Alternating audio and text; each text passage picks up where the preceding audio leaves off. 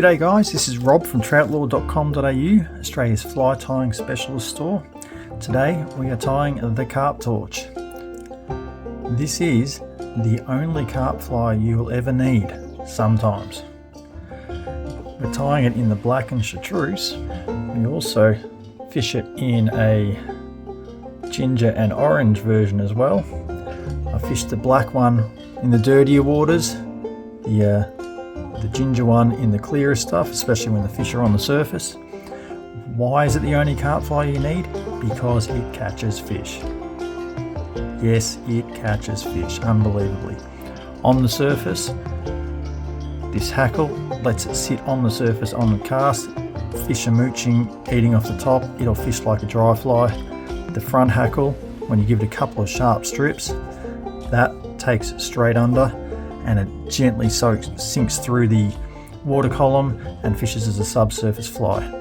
It's kind of a tag nymph, it's kind of a woolly bugger, it's kind of a geehide beetle variation. It's a little bit of everything and it works. So let's give it a whirl. Here we go, starting off with an Ahrex FW580. I'm tying this in a size 6. You can tie it in a 4, a 6, an 8, a 10. It doesn't matter, it depends on the size of the fish you're chasing. The 6 is definitely working for that 6 to 10 pound carp. There's no problems with these hooks straightening out and no problem with them getting a good purchase on their lips. For the thread, we're using Veevus 60 in black. So we're just going to start that just behind the hook eye and work our way down the hook shank, trim that tag off, bring it down to the bend of the hook and stop just there. Then for our tag tail, we're using parachute indicator post. Great dry fly posting material, also great for this little tag. So we'll cut a strip off and then we're going to capture that with the thread, go over it twice and then just shift it so it's just at the hook bend. Line that down tight, fold the top back, capture that in. We'll put one wrap underneath and then back over the top and just make sure that's in place. Then we need to add a secondary colour. You'll see in the orange one I put a little yellow dubbing in there on the orange tag. For the Chartreuse we're going a little bit of caddis green or olive dubbing. Use a long fibred antron. So in this case I'm using the SGS Troutlore.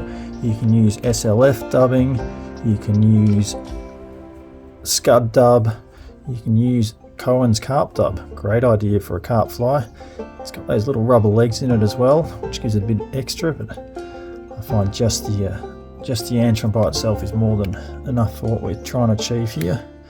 So we're just, with a fairly loose noodle, going to wrap and cover up where that tag has been tied in, and then bring our thread to the front. Then we'll take our little dubbing brush and just give that a brush back just to blend that dubbing slightly into the tail itself.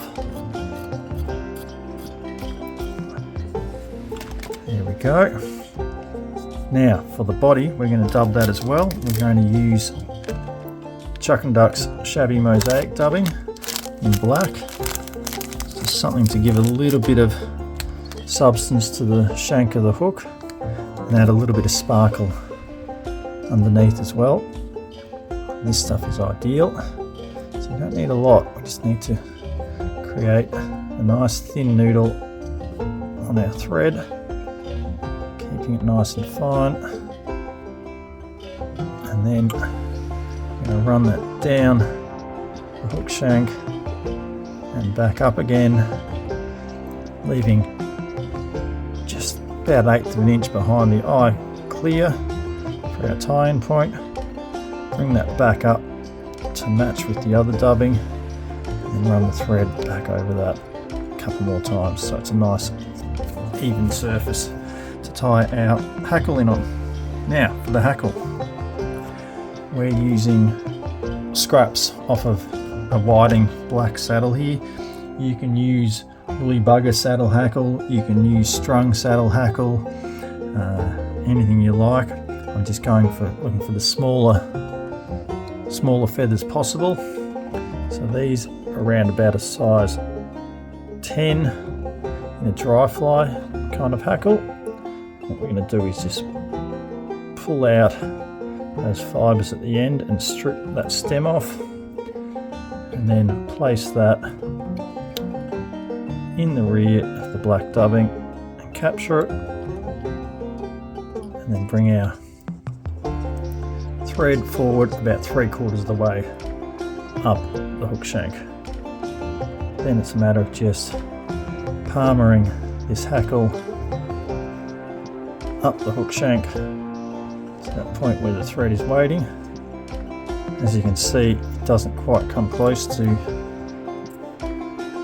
where the hook point is, so that way as that sits on the surface, the hook is actually going to sit below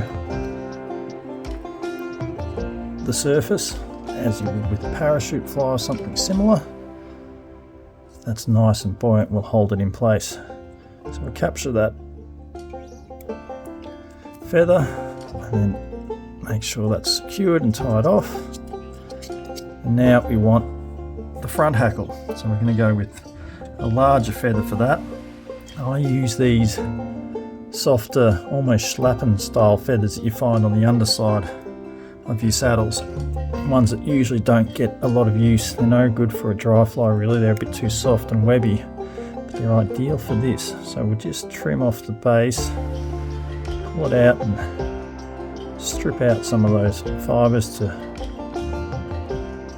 show the bare stem, and then tie that in right at the back up against the rear hackle and run our thread forward to the eye. Now we just need to wrap this nice and tight. I get plenty of wraps in here, really cram it in. Just preen it back as we go. It doesn't need to be too perfect, it needs just to have a nice bulk at the front of that head there. And this, when it goes under, being a softer hackle, is going to move around nicely and allow it to go slowly through the water column. So one more wrap, I think that'll do.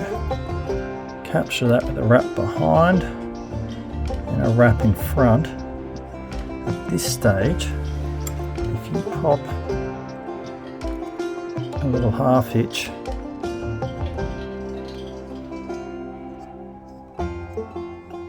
that's going to stop anything slipping. You don't need to worry about losing tension on your thread and losing your hackle.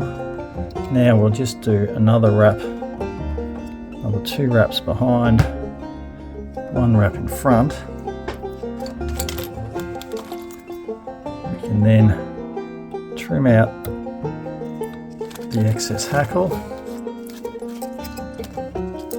find our whip finisher amongst the mess on the desk here, and we shall put in a couple of 3-turn whip finishes, being careful not to capture any of those fibres on the way through.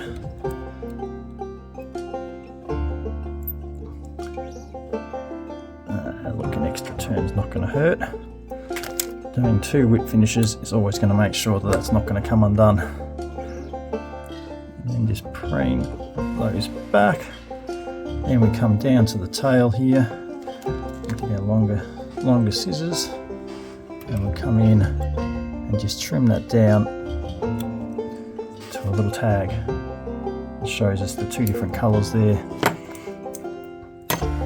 With that, just to finish it off, tiny little dot of head cement on our bodkin, and just run that in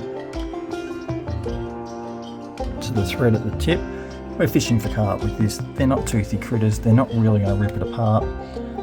I can fish all day with one of these with the same fly, and if they don't keep it, it's going to keep going. It'll last, it'll keep catching fish. So you don't need to worry about it being too secure. But that is it. That's the Carp Torch in the black and Chartreuse pattern. If you guys are nice, I might do it in the ginger and orange in a week or so's time and put that video up. For now, the list of tying materials is going to be down there in the comments. As always, thank you for watching. If you liked the video, give it a thumbs up.